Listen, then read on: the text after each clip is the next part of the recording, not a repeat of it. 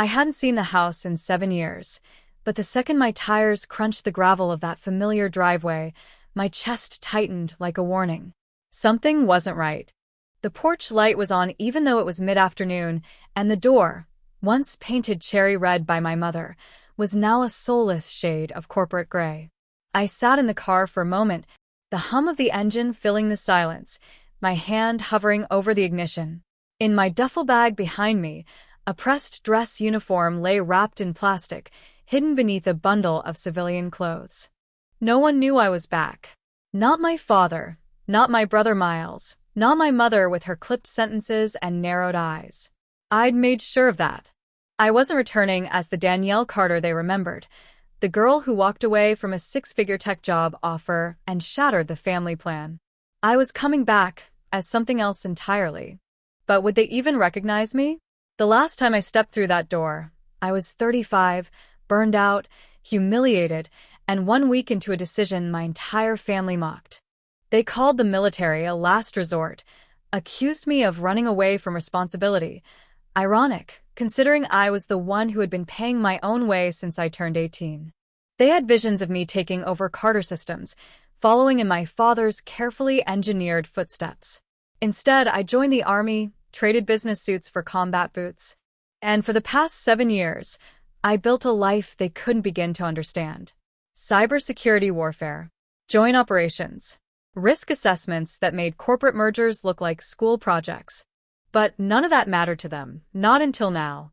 Now, after years of silence, I was back in Richmond on official orders, disguised under the warm name of family leave. But the truth? I had come because Carter Systems had just been awarded a $950 million federal defense contract, and I was the one appointed to oversee its compliance. My last name was stamped on every blueprint, every technical audit, and soon every accountability report. Still, they thought I was a glorified admin somewhere in Washington. Let them. For one more night, I would sit at their dinner table, hear them praise my brother's newest promotion, let my father ask again if I was still just a captain. And I would smile, because tomorrow I wouldn't just walk through the doors of their company. I would walk in wearing the uniform that could decide their future. Dinner that night was everything I remembered, and everything I had tried to forget. The dining room was still dressed in the same pale yellow wallpaper, its edges curling slightly near the radiator, and the long oak table was scratched in the same places from decades of family meals. My mother set the casserole down with her usual tight-lipped efficiency, barely glancing at me as she launched into praise for Miles' newest triumph. "Senior director now," she said, with a kind of breathless pride she'd never used on me. "Gerald says he might be in line for VP next quarter if the integration goes smoothly." I nodded, managing a polite smile, while I spooned mashed potatoes onto my plate. No one asked where I lived now, what I did, if I was safe, or even if I was happy. To them, I was still the lost daughter who'd turned her back on legacy for a uniform and a paycheck. Miles, of course, basked in the attention like a man born under a spotlight. He went on about corporate restructuring and budget optimization as if he were speaking at a shareholders' meeting, not across a table from his sister. When he mentioned Carter Systems' new contract, the one I knew inside and out, I nearly choked on a sip of water. "Big government project," he said with a smirk, glancing at our father. "Apparently we're working with some colonel from DC next week. Hope they can keep up." My fork paused midair. I wanted to laugh. Or cry. Maybe both. But instead, I chewed slowly, quietly, like someone who didn't know she was that colonel. Like someone who hadn't reviewed every line of their proposal for security holes and compliance gaps just days earlier. I excused myself soon after dessert. Back in my old bedroom, I stood in front of the closet and unzipped the garment bag. My uniform was immaculate, midnight blue. The brass buttons polished to a mirror shine, my silver eagle insignia gleaming like a secret too long kept.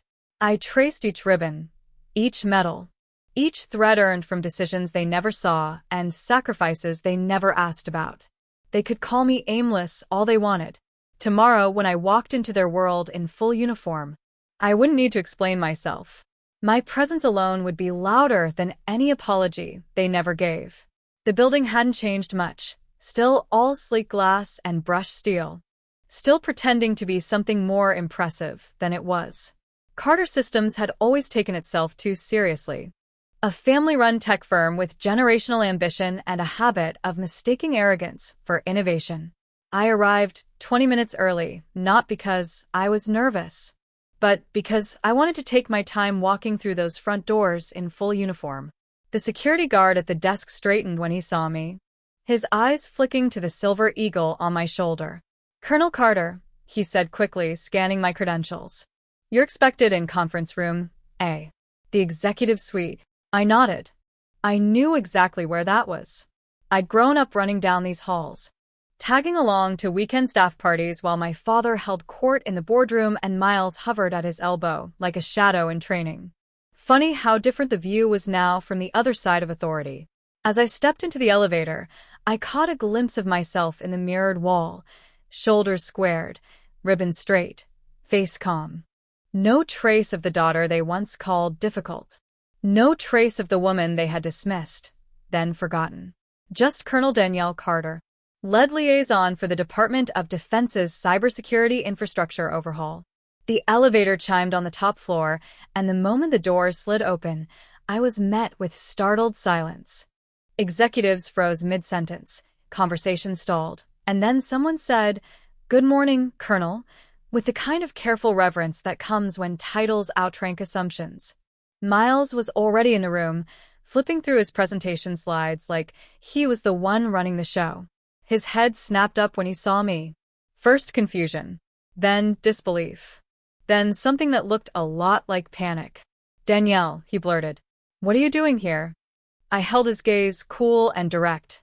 "I'm here to evaluate the contract." That single sentence dropped like a stone in a still pond. I watched the ripples hit every face in the room. My father walked in moments later, laughing with the COO, until he saw me. He stopped mid-step. "Danielle," he said, voice unsteady. "You're Colonel Carter?" I nodded once. The one and only. Then I turned toward the conference table and took my seat at the head, where decisions were made, where I belonged. The silence in the room was a living thing, thick, alert, and restless. As I set down my briefing folder and organized the materials I'd brought from the Pentagon, I could feel the weight of every eye on me, especially my father's. For the first time in his life, he didn't know where to place me. I wasn't his daughter in this moment. I was the military authority now commanding the room he once ruled. When Shannon Bellamy, the CEO, entered with her executive team, the tone shifted further. She walked straight to me, her hand extended, her smile genuine. "Colonel Carter," she said, "it's an honor to have you here in person. Your leadership on this project has already impressed half of Washington." I shook her hand, ignoring the way my brother's jaw clenched. "I thought it was time for a closer look," I replied, steady and professional, while my father's world cracked a little deeper. Shannon turned to the room. "For those of you who haven't met her, this is Colonel Danielle Carter. She's not just overseeing compliance. She holds final authority on the implementation, security protocols, and personnel evaluations for the entire contract. Her office signs off on everything." A ripple moved through the executive team, nods, widened eyes. I caught Miles' expression, frozen somewhere between disbelief and panic.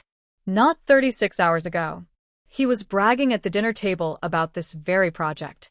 Now he was sitting across from the one person who had the power to decide whether he stayed on it. As presentations began, I listened carefully, taking notes, asking pointed questions. I didn't raise my voice or flaunt my position. I didn't have to. My authority wasn't loud.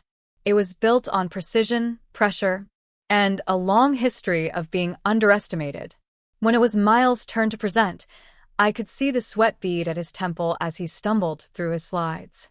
His proposal, once confidently rehearsed, now trembled under scrutiny. When I questioned his approach to data encryption, an area I specialized in, he floundered, offering vague answers that wouldn't survive a junior audit.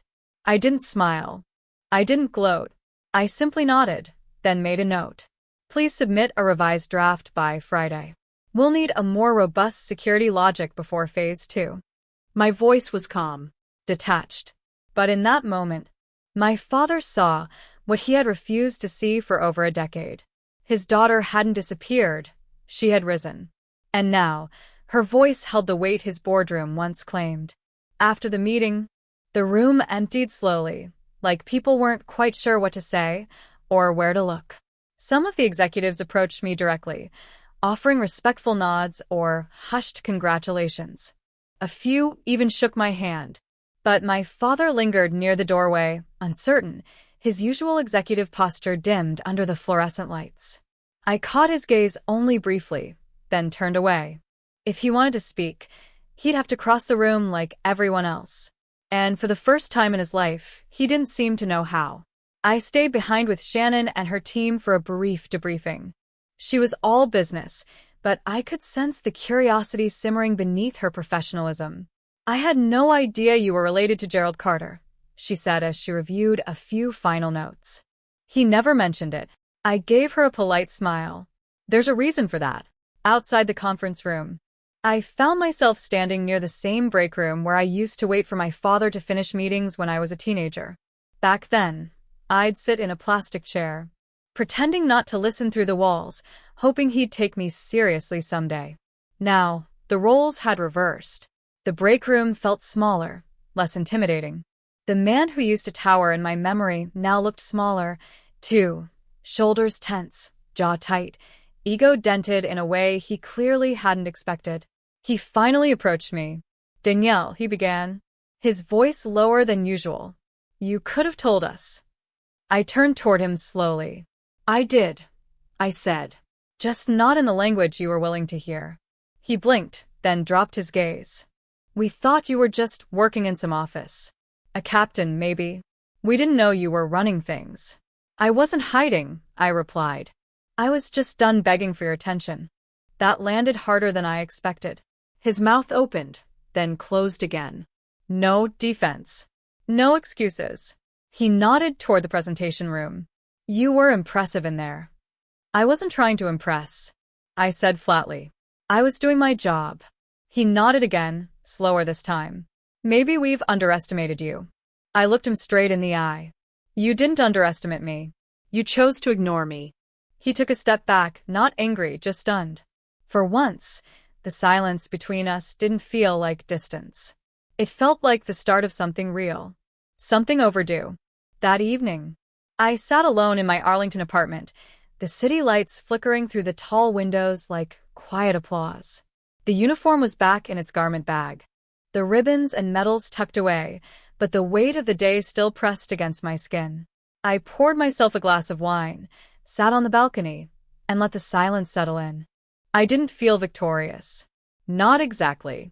What I felt was release, like a valve had finally been turned after years of pressure. For so long, I'd carried their doubt like a second pack on my back, heavier than any gear I'd worn in the field. But today, I walked into a boardroom where I once wasn't welcome, and I did it as the highest-ranking person in the room. That wasn't about revenge. That was about truth. My phone buzzed with a message from Shannon. "Your presence shifted the tone of the entire project. You've got the room now." I stared at the words for a moment, then set the phone down. I wasn't looking for validation from strangers anymore, but it still meant something to hear it. Tomorrow, I'd return to Carter Systems to begin the security audit, sit through performance reviews, and yes, evaluate my brother's team. I'd do it with fairness, with professionalism, and without the emotional baggage I once carried like a shadow. But tonight, I let myself feel it all. The disbelief in Miles' voice, the cracks in my father's certainty, the stunned expression on my mother's face when she finally arrived, summoned to the office hours after the meeting had ended. She hadn't said much, just looked at me like she was seeing a ghost. Or maybe, for the first time, a woman she never truly knew. There was still so much unsaid. So many years lost to silence and assumptions. But I wasn't chasing their approval anymore. I wasn't the girl who needed to be understood in order to be seen. I had already built something unshakable, with or without them.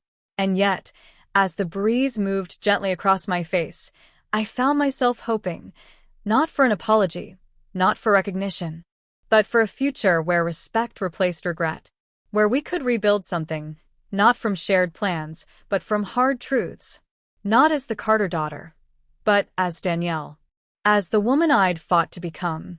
The next morning, I arrived at Carter Systems early, too early maybe, but I needed the stillness before the noise. As I walked through the building's quiet corridors, memories clung to the walls like dust, my father's booming voice echoing from his office, Miles peeking into meetings he wasn't yet old enough to join. My own teenage self sitting in the lobby with a book I pretended to read while waiting to be noticed. Funny how long a person can live in the background before they finally decide to stop asking for a spotlight. Today wasn't about proving anything. It was about owning everything I'd earned. And that included leading the internal review, beginning, of course, with the user integration team. Miles' team. He wasn't in the room yet when I stepped in. His engineers glanced up nervously, recognizing me from the day before, shifting uncomfortably in their seats like students waiting for a surprise exam. I greeted them calmly, passed out updated audit outlines, and asked them to walk me through their workflow. I didn't scold or belittle. I asked the same questions I would ask any defense contractor, and they felt it. Not personal, professional, but personal enough to sting. Miles arrived 15 minutes late. No excuses. Just a tense jaw and forced composure. "Colonel Carter," he said, nodding stiffly. "Didn't realize we were starting early." "We didn't," I replied, not even looking up. "You're late." He flushed, said nothing, and took a seat at the far end of the table. For the next hour, we walked through his department's process. His engineers were sharp, but scattered. Some of the documentation didn't match protocols. The encryption testing was still in sandbox stages, unvalidated. I didn't raise my voice or throw blame. I just pointed out what needed to change, what wouldn't pass Pentagon standards, and what would delay funding if it wasn't corrected. Miles shifted uncomfortably with each note I made, his confidence fraying at the edges. Finally, he spoke. "You're really going to grade me like I'm anyone else?" I met his eyes evenly. "You are anyone else. Your last name doesn't shield you here." The silence that followed wasn't bitter. It was revealing. The room understood what he hadn't until now. I wasn't here as a sister. I was here as the one person with the authority to hold him accountable. And for once, he didn't argue. He just nodded. Not out of defeat, but maybe, just maybe, out of respect. Later that afternoon, I found myself in my father's office. Though this time, I wasn't standing across the desk hoping to be heard. I was there by his request. He'd sent a message through his assistant. Gerald Carter would like a few minutes with Colonel Carter before close of business. The formality of it was almost funny. Almost. When I walked in, he stood behind his desk like he always had, but something in his posture was different. Less commanding. Less sure. The window behind him framed the skyline, but his eyes were fixed on me, as if searching for someone he hadn't met before. And maybe he hadn't. Not really. "I didn't know," he said softly, as if the sentence had been dragged out of him. "About the rank. The project.